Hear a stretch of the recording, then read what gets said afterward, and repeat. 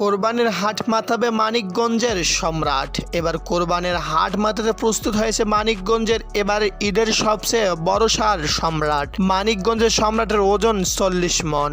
উপজেলা প্রাণী সম্পদ কার্যালয় থেকে জানা গেছে। মানিকগঞ্জ জেলা প্রাণী সম্পদ কর্মকর্তা মোহাম্মদ মাহবুবুল ইসলাম জানান, প্রাণী সম্পদ অধিদপ্তরের পরামর্শে 2 গরুকে সম্পূর্ণ প্রাকৃতিক খাবারের পালন করা হয়েছে। প্রতিদিন গরুটিকে দেখতে ভিড় জমাচ্ছেন নানা প্রান্তের মানুষ।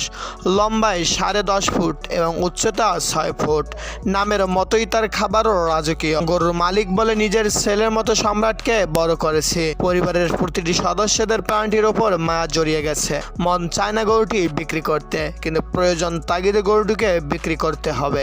তো দর্শক শ্রোতা, ভিডিওটি কেমন লেগেছে জানিয়ে দিন ভিডিওর কমেন্ট বক্সে। আর ভিডিওটি যদি ভালো লেগে থাকে তাহলে অবশ্যই ভিডিওতে একটি লাইক দেবেন এবং এরকম নিত্য নতুন আপডেট পেতে আমাদের চ্যানেলটিকে সাবস্ক্রাইব করে আমাদের পাশেই থাকবেন। ধন্যবাদ।